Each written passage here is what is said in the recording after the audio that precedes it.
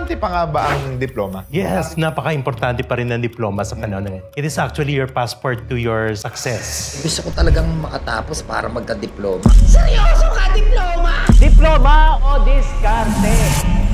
And I think the owner would not want to hire a personnel without the degree. Kung ako estudyante ako ngayon, I would go to IT-related courses. Yes. This is AMA's focus on IT education means that technology is integrated into all of its programs, providing students with an advantage in the use of different industries. Lahat ng programs natin talagang in-infuse natin ng IT para mas maging competitive talaga yung graduate. Pagka nakagraduate ka, talagang 6 figures talaga yung... 6 figures? Yes, sa mga sahuran dyan. Hindi yan pwedeng matutunan if you do not take an IT-related program. Kasi itong mga ganito, napaka-in-demand yan sa abroad. And we are very pleased na we are currently offering that.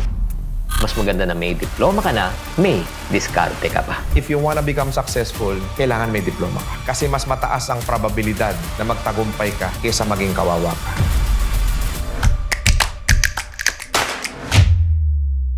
Hindi ko na patatagalin, inimbitahan natin ang Chief Operating Officer ng AMA Education System. Walang iba, si Engineer Alvin Rodriguez. Welcome, boss. Thank you very much. It's a pleasure to be here. Importante pa nga ba ang diploma? Napaka-importante pa rin ng diploma sa panahon ngayon. It is actually your passport to your success. But there's always a debate whether you can have the diploma or didiskarte ka na lang. Paano mo nasabi na naging pasaporte ito papunta doon sa tagumpay? While it's true, napakaraming undergraduate na naging matagumpay sa buhay. That's why I mentioned na ongoing debate ito kasi maraming nga namang naging successful without having the diploma. But for me, I still would say, if you want to work for a company, they still need a prerequisite requirement. Yes. Would be the degree. And Yes. that corresponds to the diploma. Ang nagiging basihan ng mga taong nag-share na mas importante na raw ang diskarte or hindi na kailangan ng diploma, it is all because maraming mga naging multi-billionaire ang nag-succeed nang wala silang diploma. Not knowing na hindi sila magiging successful kung wala silang mga personnel sa ilalim nila na may degree. It's really important kasi Yes. yun nga na-mention mo sa example mo na there are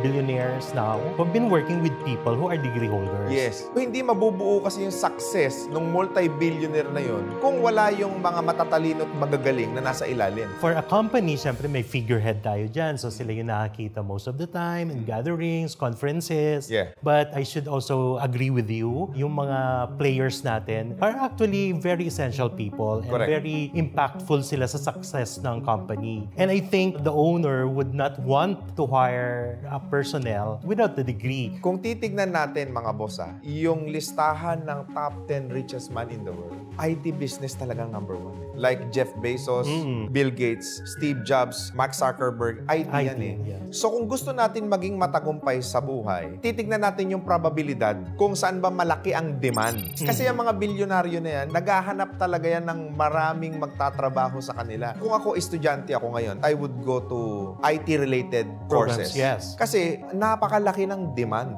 We need people who knows to talk to the machine. Dapat yung empleyado natin o kaya yung mga business owners would know how to run the computers and the computer will do the work for you. Hindi yan pwedeng matutunan if you do not take an IT-related program. Para naman dun sa mga tao na ang reason nila kung bakit ayaw nila ng IT business kasi hindi naman daw sila techie. What can you say about that? Everybody can take an IT-related course even without the programming skills kasi tinuturo naman sa school yan and that is just purely logic. Pag pumunta ka naman sa school, tuturuan ka nila ng logic formulation. That is what the teachers of AMA do to our students. And the good thing about that, kahit nursing ka, it's IT-based. Yes. Medicine ka is IT-based. Maritime is still IT-based. Lahat ng programs natin talagang in-infuse natin ng IT para mas maging competitive talaga yung graduate. Para naman doon sa mga empleyado ngayon na gusto nilang ituloy yung pag-aaral nila. Meron bang program ang AMA para sa mga katulad nila na gusto kong mag-aral? Ano yung po pwede niyong i-offer sa akin para makabalik ako at makapag-aral ako at makapagtapos ako? If you still have the drive and you still have the time to learn, it's really time for you now to come back to school. Paano kung sa trabaho niya magulo ang schedule, palipat-lipat siya? Is there any way na makapag-aral ako dahil napaka-unstable yung schedule ko sa trabaho? There's always that flexibility now, which we call our blended learning program. You have 3 days to come to school and then the rest of the time you could spend on continuing with your work. Yung 3 days, pwede pwedeng ikaw mamili. Yes. Fit ba sa schedule o gagawa natin ang schedule? Yung school na ang nag-adjust sa'yo. Putting it bluntly, I Yes. think that is how it's being Right. done right now. Makakapag-aral ka pala talaga, no? Majority of our population would be ganong archetype na minention nyo, sir. Pero of course, mas marami pa rin naman yung full-time students. Correct. Isa sa pinakamalaking demand ngayon is yung tinatawag natin na cybersecurity. Hmm. It is actually a tailor-fitted course na po pwede kang graduate wherein nakafocus siya on security alone. Yes. Ito naman ang magsa-safeguard ng ating privacy and those things that are important to us. And Correct. it's a very lucrative profession. Parang Once- police sa internet. Oo, yes. Yan. Pagka nakagraduate ka, talagang 6 figures talaga yung... 6 figures? Yes, 6 figures ang mga sahuran dyan. At ang daming demand. I also heard that AMA is also offering BS Data Science. It's one of the most very popular program. Data mining is part of this program. Data analytics, mag-analyze ka ng data Right. and then how you are going to predict a certain Yes. outcome. Yung big data analytics na talagang very important kasi ang daming tao na kakailanganin to provide a certain data from huge Yeah. amount of surveys, kunyari. So, kailangan natin ng mga experts na gagawa yun. Ang malaking demand sa data science is yung mismong mga may-ari ng platforms. Yan yung mga i-hire nila kasi sila yung nag-set up ng system para makapag-come up into accurate data. Which we need for decision making. Kailangan natin sila because they are going to give us the information which would be pertinent in making good decisions in Yes. running our businesses. This course, it would really become so popular and we are very pleased na we are currently offering that. Ang nakakatuwa lang sa AMA, mabilis kayong nakakapag-adapt. Yun talaga dapat ay yung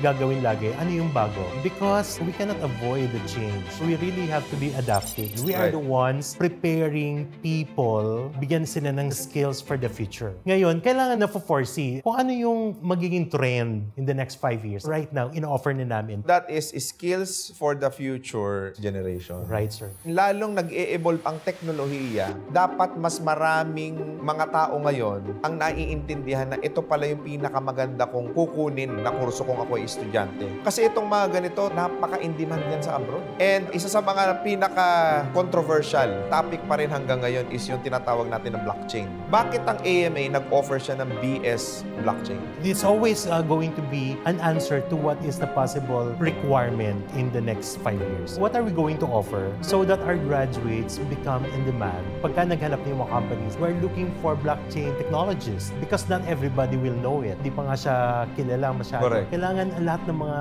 graduates natin equipped with the necessary skills. Otherwise, they're not going to be relevant. Tsaka yung blockchain ninyo, it is integrated to AI, no? Right. Ang AI is artificial intelligence. It is. That most of the people na hindi ito naintindihan, they are actually scared of using it. Why is that? There's really nothing we can do about it anymore. It's already there. So what we can do now is to prepare for it. It's not going to replace human beings. We can use AI as a tool to become more efficient. If Right. you are a businessman, use AI to speed up production. Or you use AI to become the leader in that particular market or in that particular field. It's a common nature of people na pagka may bago, something this big, ang una nilang iniisip, I'm going to resist that. Instead, dapat ang attitude natin is we have to imbibe it. Change is inevitable. Right, Wala sir. ka nang magagawa dyan. What we can actually do is imbibe it or better, utilize it, Yun, capitalize it Right. para maging advantageous siya sa end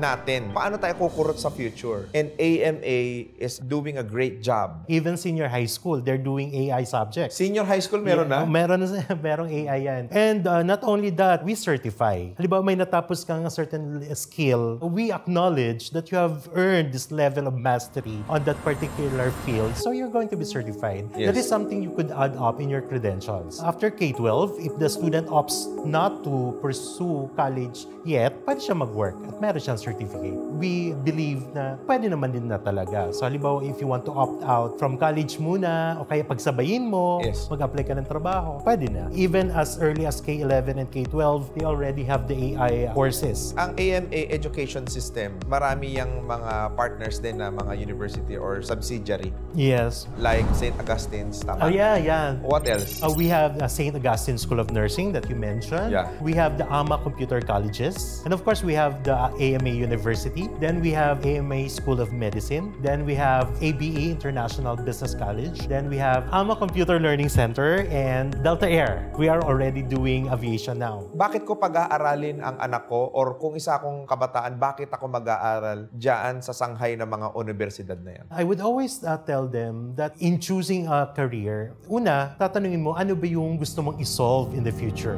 As skilled professional, dapat you are able to solve a certain problem. So, Yes. laging ganun po ang training namin pag nagbibigay kami ng orientation or career guidance sa prospective student. They would usually tell us, I want to be this, not just earn money. Pagka meron kang gusto na isolve, then that's going to be easier for you. Lagi namin sinasabi sa mga bata, initially, do not go where everybody is going. Kasi lahat na lang ng mga estudyante nagpuntahan dito sa ganitong field. Ang dami yung competition later on. The decision-making process should be, what is it that you want? Right. Tapos ano yung current skills na meron ka? Correct. Ano yung skills na gusto mong matutunan? Alamin mo rin, would I be relevant in the next 4 years? That is when I graduate. How am I going to compete from other graduates ng other universities? Yes. So that is where AMA answers all this. Paano mo masasabing I'm going to be employable better than a graduate of this school? Right. Yung AMA, talagang certified. Yung diploma mo plus certificates mo pa. Certification mo. Diploma, separate mo yung certification. Yes. Okay. Diploma is the sum total of everything,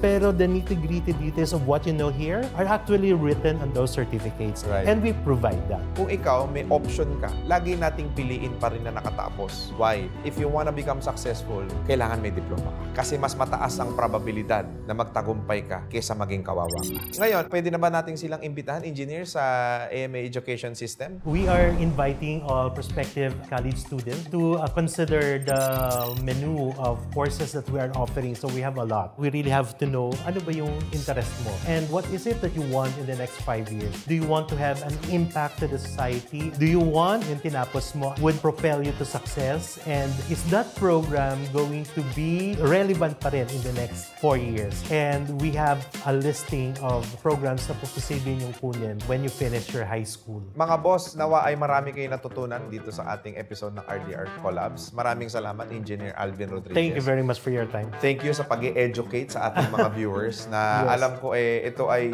matagal nang nagdidebate sa isip nila kung mag-aaral pa ba sila o hindi. Mag-aral kayo. Siyempre, iniimbitahan ko kayo na huwag ninyong kalilimutan na mag-subscribe at i-click yung notification bell para lagi kayong updated sa ating mga future videos. And also, do not forget to follow us on Facebook, TikTok, and Instagram. And available na rin po si Boss RDR sa Spotify. Muli, magkita-kita tayo sa susunod na episode ng RDR Collabs. God bless sa inyo lahat.